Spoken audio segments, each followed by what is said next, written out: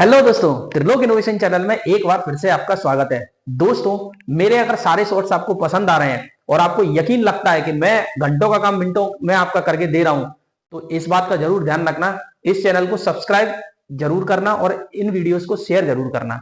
क्योंकि जितने भी मेरे आईटीआई और जेई के एस्पिरेंट्स हैं जिनका पेपर एक एक नंबर से रुक जाता है फैक्चुअल डाटा के कारण, मैं आज वो सारा का सारा सिस्टमेटिकली पॉइंट आउट करके अपने इस शॉर्ट्स में दे रहा हूं। ठीक है ना दोस्तों, चलिए आज हम स्टार्ट करेंगे सबसे इंपॉर्टेंट डाटा जो कि पेपर में सीधा आता है और आप एकदम से क्लिक नहीं कर पाते, वो क्लिक अब मेरे शॉर्ट्स के थ्रू करेंगे। क्योंकि पेपर देने से पहले आप इसको रिवाइज करना है। कैसे रिवाइज करना है? कॉपी उठा के नहीं, केवल मेरे शॉर्ट्स रिवाइज करने हैं। क्या ये बात समझ में आई? चलिए आज हम बात करते हैं रेक्टिफाइड डायोड रिपल फ्रीक्वेंसी और रिपल फैक्टर, मतलब कहां पे किस तरीके से होता है। Single phase half wave rectifier की बात करेंगे तो कितने डायोड लगते हैं दोस्तों? एक। उसके बाद रिपल फ्रीक्वेंसी उसकी क्या होती है? एफ। और रिपल फैक्टर क्या होता है? 1.21। ध्यान रखना रिपल फैक्टर। उसके बाद बात करते हैं single phase centre tap. Single phase centre tap में कितने डायोड लगते हैं? दो।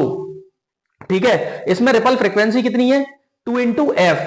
उसके बाद रिपल फैक्टर कितना है इसका? 0.48। उसके बाद बात करते हैं single phase bridge. Bridge rectifier की बात करेंगे तो उसमें 4 डायोड लगते हैं। कितने लगते हैं दोस्तों? 4 डायोड। फ्रीक्वेंसी इसकी कितनी होती है? 2 इंटू एफ। और रिपल फैक्टर इसका होता है 0.48। अगर हम three phase half wave rectifier की बात करें तो इसमें 3 डायोड लगेंगे। रिपल फ्रीक्वेंसी इसकी 3 गुना हो जाएगी और इसका रिपल फैक्टर 0.17 होगा। ठीक है। अगर three phase full wave rectifier की बात करेंगे तो उसमें 6 डायोड लगेंगे। 6 इंटू एफ इसकी फ्रीक्वेंसी होगी, रिपल फ्रीक्वेंसी, और रिपल फैक्टर इसका 0.055 होगा। क्या ये बात समझ में आई?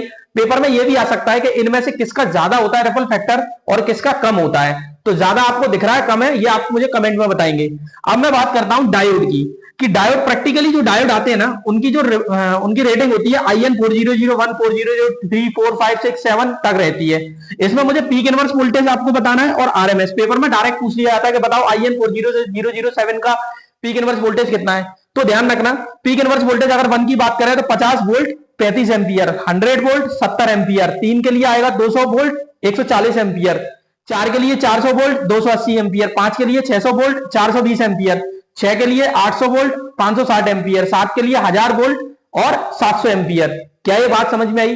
क्या आपको आरएमएस वोल्टेज, क्या आपको वोल्टेज और करंट, इनकी पीक इनवर्स वोल्टेज और करंट की रेटिंग आपको क्लियर हो गई डायोड के अकॉर्डिंग? तो अगर आपको ये शॉर्ट्स पसंद आया हो तो दोस्तों इसको सब्सक्राइब जरूर करें और इसको शेयर करें। थैंक यू दोस्तों।